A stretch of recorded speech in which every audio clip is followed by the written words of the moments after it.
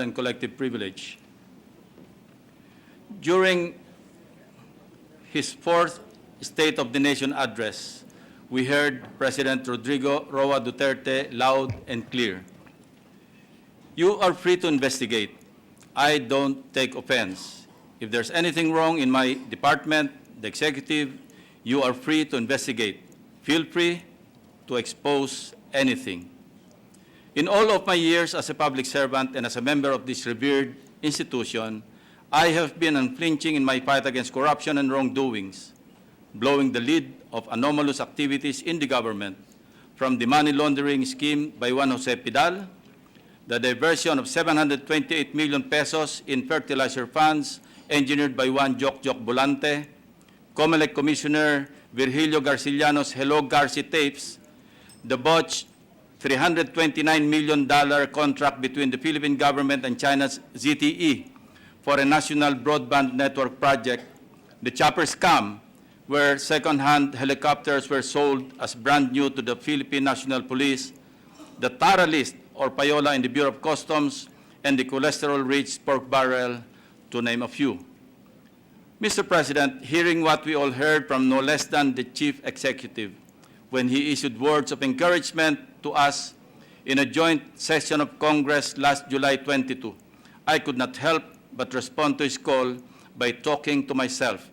Say no more, Mr. President. I did it many times before, and I will do it again as I do now. I will be presenting incontrovertible evidence. I leave it up to you to act in the same way that you have acted many times before, swiftly and firmly. We know for sure that we are on the right side of the fence when no less than the President of the Republic calls for the eradication of corruption and vows no sanctuary to sacred cows in the government. In corrupted offices, we tend to refuse to see the sacred cows, but when sacred cows become intolerable mad cows that bring transmissible, infectious, progressive, and fatal disease that continues to plague our country, an alert must be issued in no time.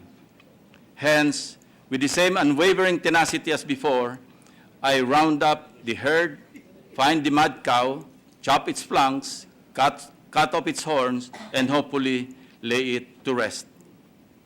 Lately, I discovered one that is ill and disgusting. I speak of the disease that besets our health sector, starting off from the state-run firm that provides public health insurance and health care services for all Filipino citizens, the corrupt and corrupting system of the Philippine Health Insurance Corporation, or PhilHealth.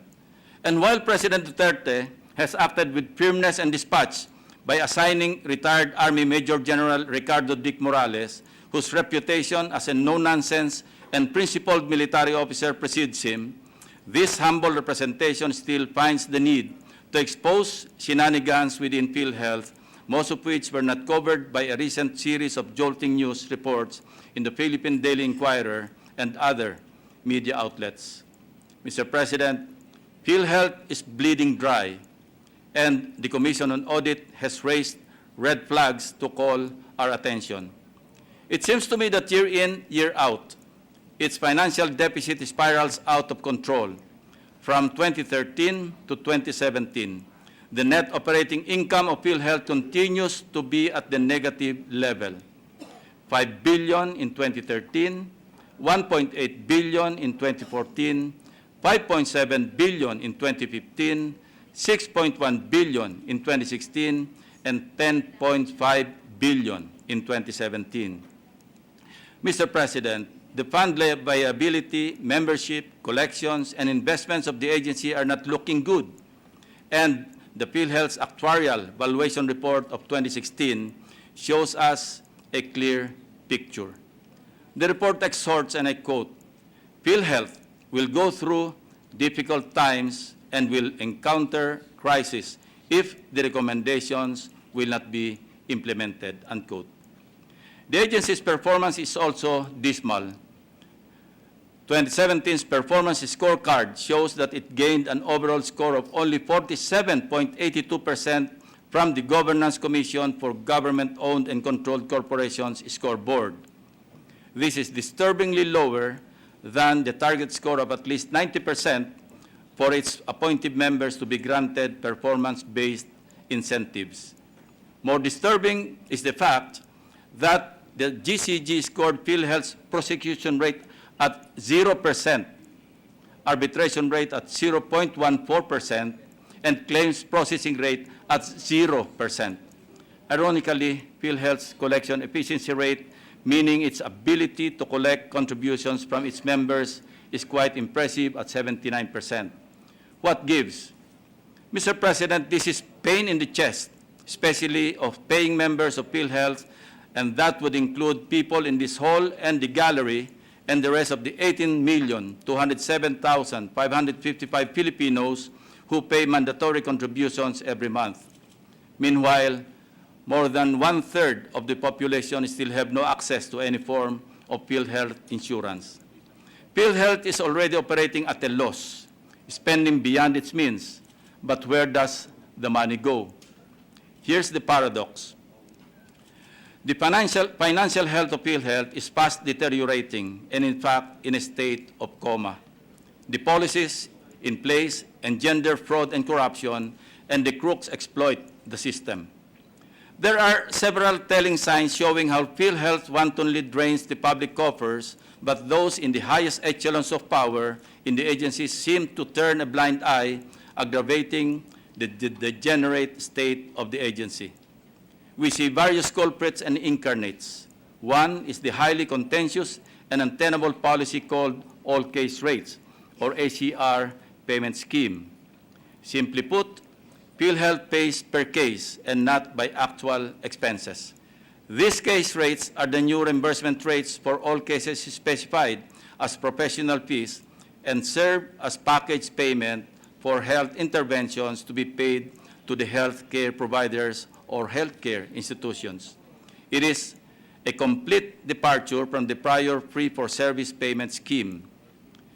Per PhilHealth Circular 31, Series 2013, all-case rate policy number 1, the payment scheme is founded on one underlying objective: increase support value to members.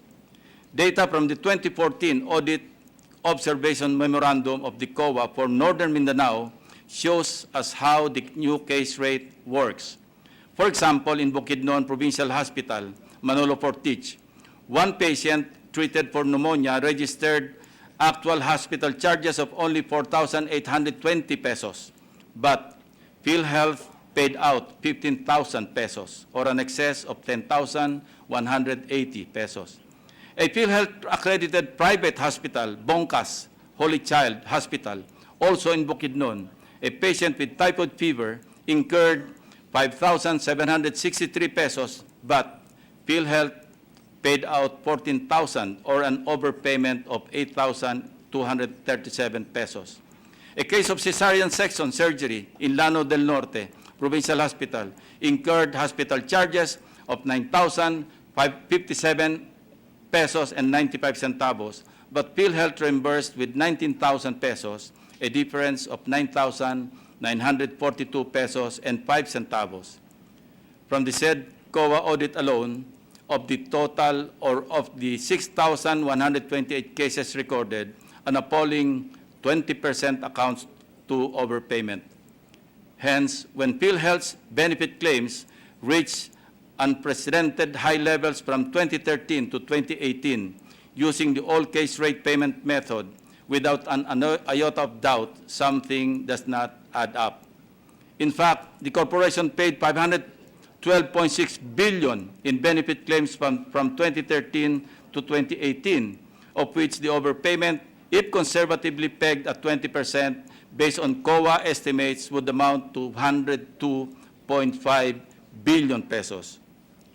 If we are to include the global estimates on losses to fraud due to improper payments computed at 10%, or 51.2 billion pesos, we get an estimated PhilHealth losses to overpayment and fraud at 153.7 billion pesos.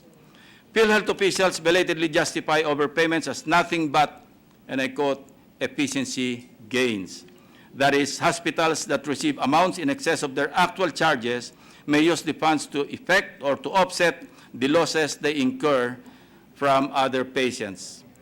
In fact, former PhilHealth President and Officer in Charge, Dr. Roy Ferrer, casually dismissed the issue and said the case rates are so designed that so that health facilities can, and I quote, win some and lose some, unquote.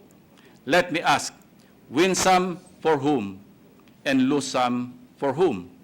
Between you and me, this justification is nothing but an afterthought, and it insults our common sense. By winning some, for some hospitals, do they expect us to accept it to mean PhilHealth losing some in billions of funds looted from the corporation? Let me indulge you with these findings. On pneumonia cases alone, the Bondok Peninsula District Hospital's actual charges are at a meager sum of 200,397 pesos, but PhilHealth has recorded a payment of 5,025,000 pesos, easily a 2,508% incremental difference. In the far-flung town in Sulu, the Siasi District Hospital only charged a total of 67,459 pesos, but as per PhilHealth records, it paid out 430,500 pesos to Siasi District Hospital, or a 638% increase. In the National Capital Region, GAT Andres Bonifacio Memorial Medical Center charged around 5.2 million pesos, but the PhilHealth recorded reimbursements reached 28.8 million pesos for a difference of 23.6 million, or overpayment of 556%. The 2013 to 2018 data culled from PhilHealth dashboard shows us that overpayments on pneumonia cases alone can balloon from a low of 387% to a high of 2,508% in government hospitals.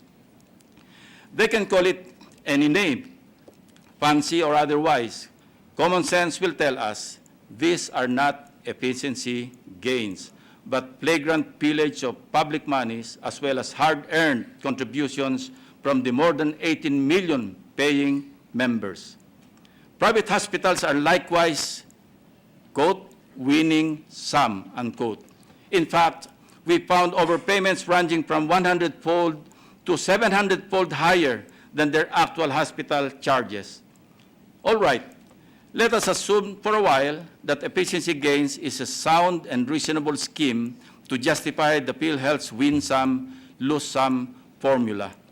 Let us stretch our understanding that efficiency gains can benefit government hospitals, as these overpayments, if actually received by them, may trickle down to the general public who are mostly poor and vulnerable, or for procurement of additional hospital facilities, or for other noble purposes. Granting without accepting other parameters or guidelines, or accounting of those overpayments. We tried hard to look, Mr. President. We cannot find any. And why would private hospitals be accorded the same efficiency gains or benefits and incentives they claim to be given to government hospitals? Again, we have some representative samples of private hospitals under the same efficiency gains scheme. Sa Region 10, ang Oligario General Hospital ay nakatanggap di umano, yon ay yung kung paniniwalaan natin ang PhilHealth, ng 38.2 million pesos mula sa PhilHealth. Samantalang 5.04 million pesos lamang ang ginasta at siningil nito. Nangangahulugang pumapalo sa 758% ang overpayment. Sa National Capital Region, ang Dr. Sabili Health Services ay gumasta at naningil ng 3.08 million lamang. Subalit sa record ng PhilHealth, 20.7 million pesos ang sabi nila ay naibayad. Kaya 673% naman ang naging overpayment. Samantala, ang Eastern Sun Medical and Diagnostic Center Incorporated ay may gastos at siningil sa PhilHealth, may siningil sa PhilHealth na 4.7 million lamang. Pero ang PhilHealth naman, base sa record, ay nagbayad ng 29.6 million, kaya higit 628% naman ang sobrang bayad. We can go on and on with our list, Mr. President. Kaya lang, it may be hazardous to our health. Baka ma-high blood lang tayong lahat. PhilHealth boldly claims that these health institutions actually receive these are normally high overpayments. But I couldn't help but wonder, with nothing but words from PhilHealth officials, how can we take those words when there is no showing that these hospitals actually receive the overpayments? Overpayments are monies that invite fraud and corruption. No one keeps track where it goes, which health programs it funds, which health members it benefits. We already heard of the massive fraud perpetrated by the modus operandi of WellMed Dialysis and Laboratory Center Corporation. Ang mga lumantad na whistleblowers ay nagpahayag na nagsusumite ang WellMed ng peking benefit claims at ang nakakagalit pa sa lahat, ang paniningil ng WellMed sa mga PhilHealth ng gastos para sa dialysis ng mga pasyenteng nangamatay na. In response, PhilHealth officers claimed that payment to WellMed was cut as early as January 2019 following reports of anomalies. Pero binobola lang pala tayo, Mr. President. Business as usual pa rin ang WellMed sa pagkubra ng reimbursements. Sa katunayan, base sa nakuha naming datos sa PhilHealth dashboard ng Central Office, mula Enero hanggang Hunyo 2019, ang kabuuang reimbursements ng WellMed ay pumalo pa rin sa 4.24 million pesos. Noong nakarambuan lamang, kumita pa rin ang WellMed ng 1,224,600 pesos mula sa PhilHealth. Ang saya-saya nila, Mr. President. Not only did WellMed continue to receive payments, it was also paid in record speed with turnaround time as short as 2 days, at the time when the fraud was already made public. Kanino ba nagmamano itong may-ari ng WellMed at tila napakalakas? Marahil kung makakabangon lamang ang mga dialysis patients na namatay at nailibing na, at kung hindi pa nabuko ay patuloy pa rin pinagkakakitaan ng WellMed, ewan ko na lang kung sino-sino ang una nilang dadalawin para pagsasasakalin. Hindi lamang ghost patients mayroon ng PhilHealth, mayroon din silang overstaying patients o mga pasyenteng pinapauwi na ng doktor, kung bakit ayaw pang pauwiin ng ospital para lamang mapagkakitaan pa ang PhilHealth. Ang masama, tila kinukonsinti pa ng ahensya ang ilang mga ospital sa mga kalokohan nito. A case in point is the Perpetual Soccer Hospital based in Cebu, which was found guilty of extending confinement to siphon PhilHealth funds. In 2011, the hospital filed benefit claims extending the period of confinement of 2 patients with the intent to defraud PhilHealth. For one, instead of recording the hospital doctors may go home order on 22 July 2011 for patient, let's call her Maria. Perpetual Soccer Hospital filed for her confinement a day longer. Meanwhile, another patient, let's refer to him as Jose, whose confinement covered inclusive dates of December 25, 2010 to February 3, 2011, as reported to be confined until February 7 or a 4-day confinement extension.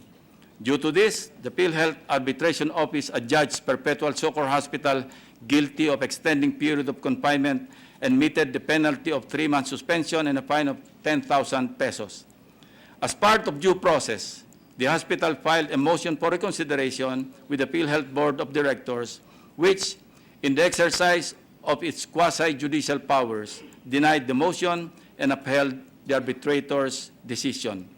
Consequently, a petition for review was filed by the hospital with the Court of Appeals.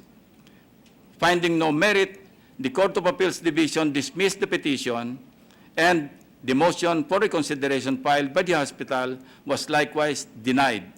An entry of judgment was made by the Court of Appeals on April 19, 2018, which means that the petition has become final and executory and recorded in the Court of Appeals Book of Entry of Judgments. Despite this, the PhilHealth Board, acting on a letter request for reconsideration filed by Perpetual Succor, in a brazen display of grave abuse of discretion, set aside the final executory judgment of the Court of Appeals and instead impose the penalty of 100,000 pesos fine in lieu of the penalty of 3-month suspension and a fine of 10,000 pesos. Imagine this, para sa isang ospital tulad ng Perpetual Succor na kumukolekta sa PhilHealth ng hindi bababa sa 30 milyong monthly average na koleksyon, ano na lamang ang halaga ng 100,000 pesos na multa? Ako na rin ang sasagot, Mr. President, barya. Dahil sa 3 buwan na dapat ay suspendido ang Perpetual Succor Hospital, ay halos 100 milyon ang malamang na nakolekta nila mula sa PhilHealth. Perpetually lucky. One may ask, can the board legally do it? What is its legal basis and authority in overturning a final executory judgment rendered by no less than the Court of Appeals? Why would the PhilHealth Board even do that, Mr. President? Maybe the better question is, magkano? I know that PhilHealth has so much on its plate. The issues of overpayments and fraud are just a prelude to its telltale chronicle of shenanigans and corruption. Speaking of a tale of woe, PhilHealth faces another fiasco as plunder raps were filed against Health Secretary Francisco Duque III and his brother and attorney Gonzalo Duque. The case involves lease contracts that PhilHealth entered into with the Educational and Medical Development Corporation, where the Duque brothers own shares. Frankly, when I tripped on this anomaly in June of this year and called it a clear case of conflict of interest, I never thought I would hit a nerve so bad that Gonzalo Duque, a lawyer, would call me names after dismissing the issue of conflict interest. It was a banter of poor taste born out of anxiety and how anxious he must be. Documents show that PhilHealth's Region 1 office had rented a building owned by the EMDC on Francisco Duque Jr. Street, Tapuac District in Dagupan City, from June 2012 to December 2018. The lease payments of the Duque-owned building with a total floor area of 1,853 square meters steadily increased through the years, from monthly lease of 368,500 pesos in 2012 to 432,305 in 2016. The contract for a year, or for the year 2018, was amended to cover 2,015.4 square meters, and the monthly rental was set at 529,261 pesos and 4 centavos. Copies of EMDC's General Information Sheet in our possession show that Secretary Duque was among the 8 stockholders of the company, all of whom are from the Duque clan. His siblings, Attorney Gonzalo Duque and Dr. Luz T. Duque Hammersheim, held the position of EMDC president exhibited in various lease contracts with PhilHealth. Clearly, at the time PhilHealth was paying sums of lease payments to the Duque-owned building, Dr. Francisco Duque directly held concurrent positions in their family corporation and high-rank government posts, which created an undeniable conflict of interest. Noong 2012 lamang, or habang siya ay nakaupong Executive Vice President ng EMDC, siya rin ang chairman ng Civil Service Commission, nakasabay na naglingkod bilang ex-officio member ng PhilHealth Board of Directors.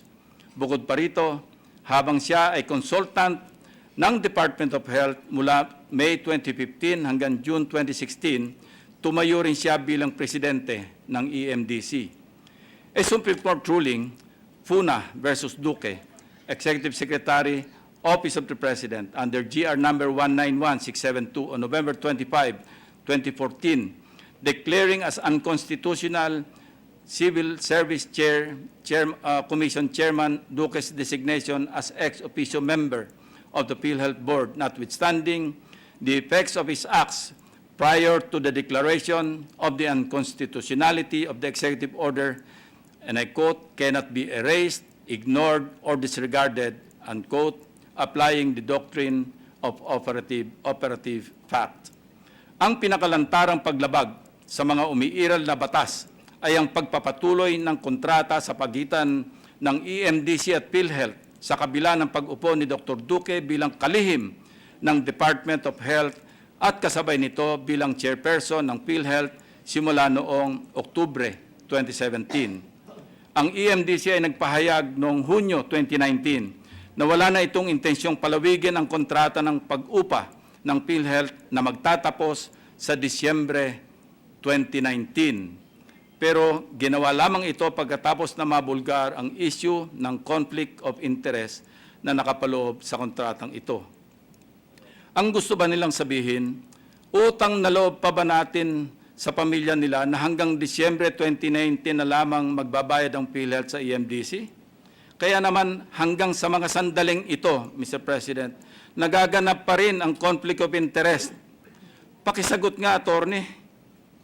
Mr. President, I wish to reiterate under Section 3I of RA 6713 or the Code of Conduct and Ethical Standards for Public Officials and Employees, and I quote, conflict of interest arises when a public official or employee is a member of a board, an officer, or a substantial stockholder of a private corporation or owner, or has substantial interest in a business, and the interests of such corporation or business, or his rights or duties therein, may be opposed to or affected by the faithful performance of official duty.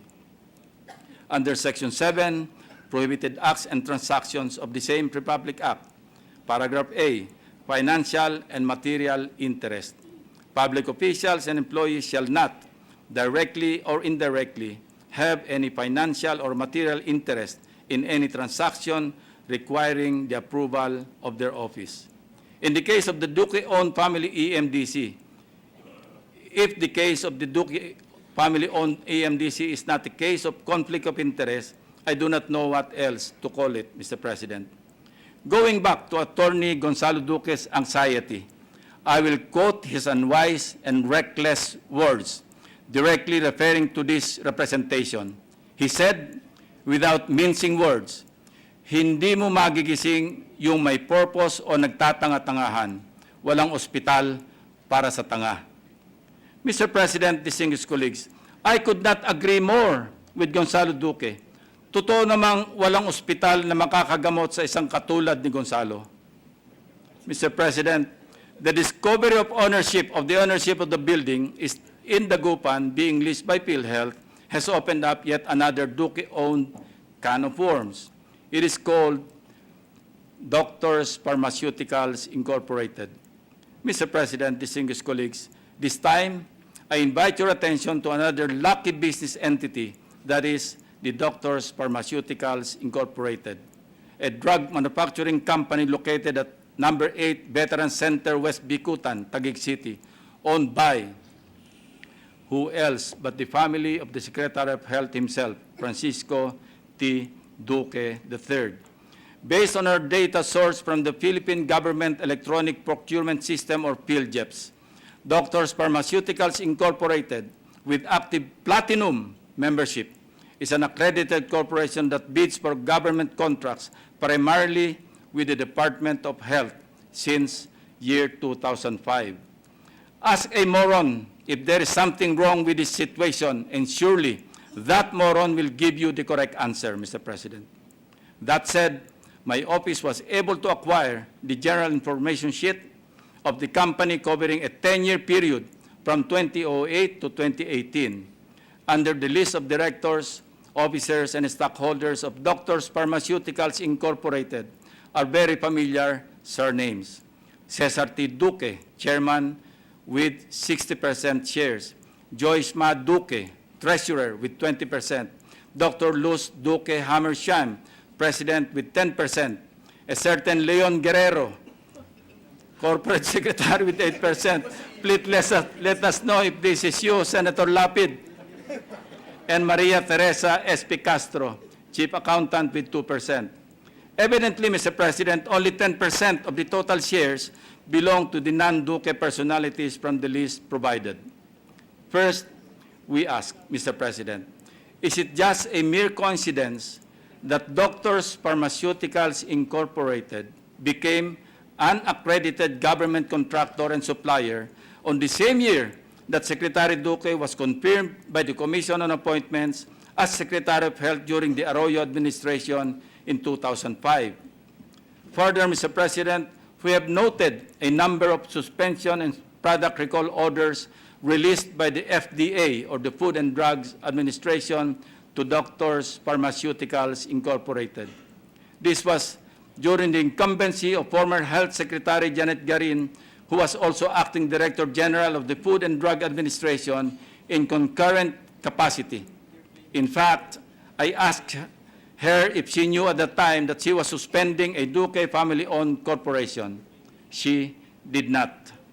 Based on a routine inspection conducted between March 10 to 12, 2015, the FDA reported non-conformance to GMP, or Good Manufacturing Practice of Doctors Pharmaceuticals Incorporated, hence ordering the company to immediately cease and desist from further manufacturing, distributing, and offering for sale all concerned products for not complying with good manufacturing practice. She also discovered that Doctors Pharmaceuticals was also manufacturing for other companies. Hence, the June 23, 2015 cease and desist order and the recall of all drug products from March 14 up to the present, or on June 23, 2015. However, the FDA noted in January 2016, through an investigation prompted by an anonymous complainant, that Doctors Pharmaceuticals continued its production line despite the cease and desist order. The same inspection report recommended thereafter that the company stop production and distribution of pharmaceutical products until sufficient data was presented to prove that there was no contamination, and that the same were safe for consumption, as in the case of amoxicillin, an antibiotic that the Doctors Pharmaceuticals was manufacturing with the same machines which they used to manufacture supplements such as Garcinia, a supplement used for weight loss. Hence, if consumers took the supplement, they might also be unknowingly taking antibiotics. The danger lies in that persons allergic to amoxicillin could be put in danger. Worse, if the antibiotic was consumed in suboptimal amounts, it could contribute to serious problem of antibiotic resistance. Antibiotic resistance has been identified by the World Health Organization as one of the most serious and dangerous issues the world is facing. Halimbawa, isang kasama natin dito sa Senado, si Senator Bato de la Rosa, ay gusto magpapayat, kaya umiinom siya ng juice na may Garcinia supplement.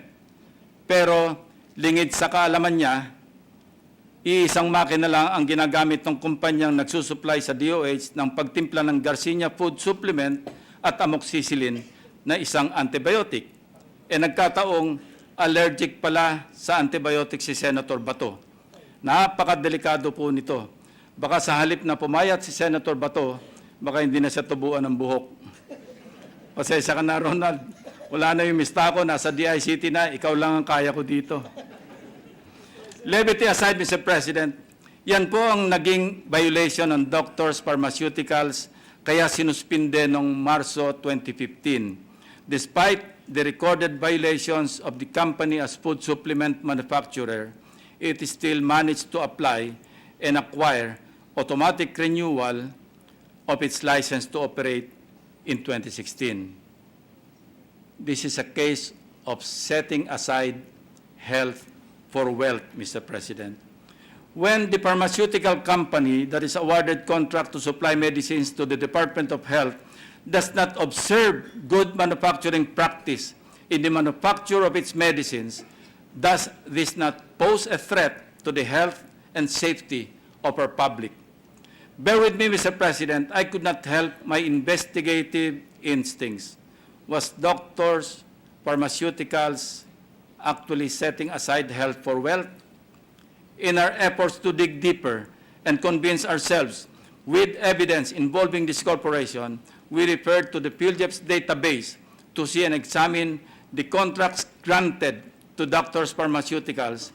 Strangely, Mr. President, we were able to extract only 5 copies or 5 notices of awards from December 2016 to July 2017 because PhilJEP's website went offline for an unusually long period of time. Anyway, examples of such award notices are as follows. Award Notice Abstract Reference Number 155775 and Award Notice Abstract Reference Number 1557777. Awarded to Doctors Pharmaceuticals Incorporated, Contact Person, Cesar T. Duque, President, for procurement of clozapine with a contract amount of 395,040 pesos and 3,102,000 pesos, respectively, with contract award date 24 July 2017, both under contract number GOP 2017-06-0193, with contract effectivity date 13 September 2017, and contract end date 13 November 2017. Another award notice abstract, reference number 1377959, has an award date 08 December 2016 and contract end date 31 December 2017. Take note that Secretary Duque was appointed DOH Secretary last October of 2017. As a former chairman of the Civil Service Commission, Secretary Duque, more than many of us, should know by heart the Code of Conduct and Ethical Standards for Public Officials. Is it not incumbent upon Secretary Duque to exercise professionalism and ethical standards by stopping all dealings of his family's corporation with the very government agency that he heads?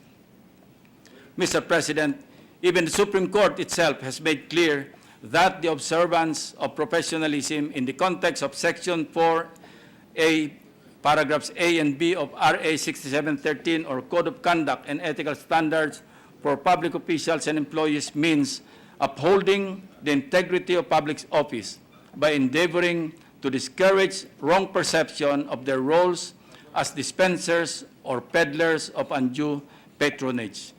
Thus, a public official or employee should avoid any appearance of impropriety affecting the integrity of government services.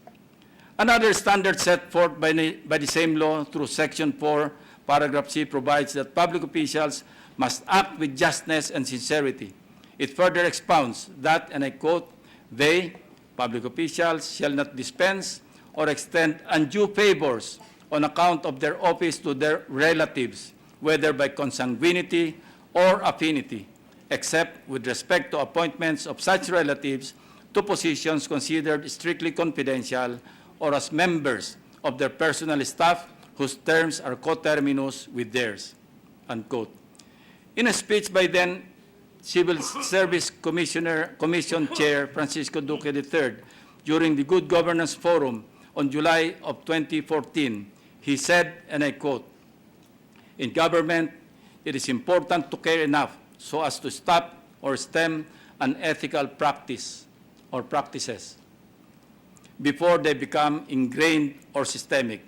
The more we let things pass, the more ethical standards get lowered." Secretary Duque's words, not mine.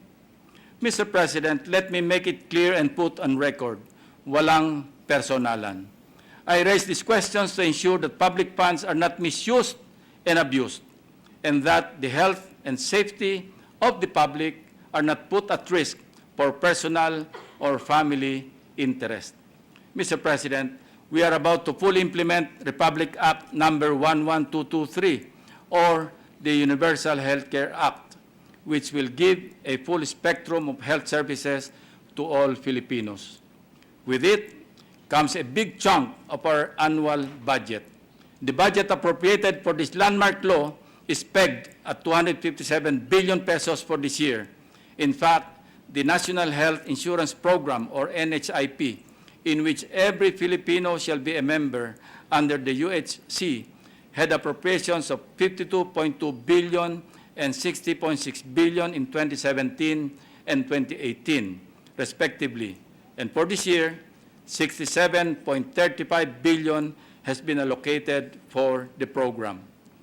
We cannot afford to lose 1 peso from policy failures, insurance frauds, and conflict of interest.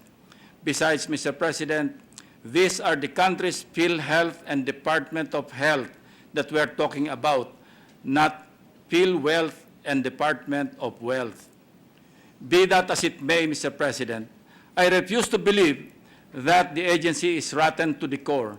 In fact, I have heard of many honest and well-meaning PhilHealth officers and employees who braved the odds and blew the whistle on these various anomalies in the corporation. But they all found themselves thrown under the bus and harassed with concocted, fabricated offenses. They may now find comfort under the new leadership. I urge them to report everything they know and present their evidence to their new PhilHealth president. From all these accounts, we see that like a biological organism, machinations on the misuse of public power for private gain continue to evolve, thrive, and linger. Amid these shenanigans, it behooves public servants, let alone the Secretary of Health, to rid himself of conflict of interest and put the interests of the people above everybody else. Nothing else will suffice. Falling short of this will compromise his office, principles, and integrity. Someone once said, "Greed is a bottomless pit which exhausts the person in an endless effort to satisfy the need without ever reaching satisfaction." Sadly, Mr. President, greed in this country has reached new greater heights. It is now at the expense of the people's health, one that is considered a fundamental part of our basic human rights. Finally, I say with no reservation, corrupt public officials have no place on earth, but corrupt officials stealing health funds deserve an upgraded and super special suite in hell. Having said all that, I move that my privileged speech be referred to the Committee on Health and the Committee on Public Accountability of Public Officers and Investigations. Thank you, Mr. President. The majority leader is recognized. Thank you, Mr. President. Mr. President, I just was curious because I also saw the province of Bukidnon there and other hospitals in Mindanao. How do they do would the gentleman yield to just a few questions? Of course, willingly to the distinguished majority leader. Thank you, Mr. President. On the issue on the overpayments, clearly it's unethical, clearly it is illegal. But the question that I'd like to place is, how would they take advantage? Let's say there are corrupt PhilHealth officials. Would the gentleman know on how they would take advantage of this overpayment? Would it be through a rebate scheme? Would the hospitals involved come up with a rebate scheme? Well, your guess is as good as mine. The fact remains that there are overpayments, and this is not just overpayments, but overpayments in the amount of 2,500% incremental difference, Mr. President. That's unconscionable. Do the whistleblowers that the good gentleman from Cavite discussed give a hint on how it's done? So that Well, I think that would be a big challenge to the new PhilHealth president, who incidentally is here in our midst, Mr. President. So, General Dick Morales. So, that's why in my privileged speech, Mr. President, I enjoined the members of PhilHealth, because, you know, this information, most of this information came from them actually. They braved the odds, as I mentioned, to report all these shenanigans. And it is now their opportunity to report with their evidence to their new PhilHealth president, who I have known to be a man of integrity, a no-nonsense military officer during his time in the service, Mr. President. So, Mr. President, with the revenue-generating measures that we've approved in the last 2 years, especially beefing up the coffers of PhilHealth, we congratulate the gentleman from Cavite for bringing this up, because we really need an efficient method of dispensation of these funds, or else all hell will break loose. Kawawa talagang taong bayan, and ang kawawa dito po yung mga nangangailangan ng tulong. So I congratulate the good gentleman from Cavite. We join him and we support him in this crusade to rid the agency, not only of PhilHealth, but also the Department of Health, of these corrupt practices. With that, Mr. President, we move that the speech of the gentleman from Cavite, Senator Ping Lacson, be referred to the Committee on Accountability of Public Officers and Investigation and the Committee on Health. It's a joint The hearing. original motion of Senator Lacson is be referred to the Committee on Health and then secondarily to the Committee on Accountability of Public Officers. Traditionally, I suggest Mr. that- President, traditionally, it's usually the Blue Ribbon Committee that heads the investigation.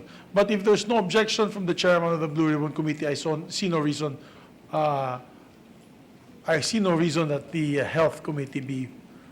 May we recognize the Minority Leader? The Minority Leader is recognized. Mr. President, at the meeting today of the Committee on Rules, one of the issues that we discussed is the issue of the referral of speeches, of bills, of resolutions. And our agreement with the, if I recall correctly, is that the referral will be governed by the jurisdiction defined in the rules. And so that we avoid exercise of discretion, we avoid misunderstandings, and therefore, and we can rely on the rules. So it is not a question of the permission or concurrence of anyone, but it's a question of whether or not they would fall under this or that rule. In this particular case, Mr. President, since it would appear that the principal thrust of the speech of the gentleman from Cavite is on the anomalies in field health, our respectful submission, Mr. President, is that it should be referred to the Blue Ribbon Committee primarily, and secondarily to the Committee on Health. We so respectfully move, Mr. President.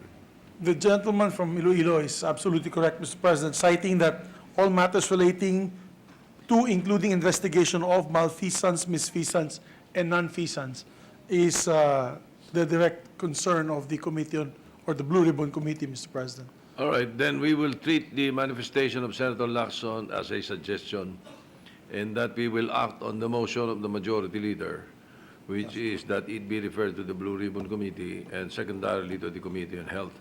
And just to say again, for the record, from the chair, that we need indeed speedy action. And as much as Senator Lacson mentioned that the new president is here, if you will recall, during the time we were discussing the budget of the Department of Health, particularly the PhilHealth, I brought to the attention of PhilHealth then this particular neurologist in Corondal City, Dr. Mark Dennis Benguita, Region 12 PhilHealth, who has been conducting the same anomalies that were reported. And we have not received any report from PhilHealth from then up to now. So please include it in the referral to the Committee on Blue Ribbon and Committee on Health. So, any objection to the motion? Chair hears none. Motion is approved. So referred. Thank you, Mr. President.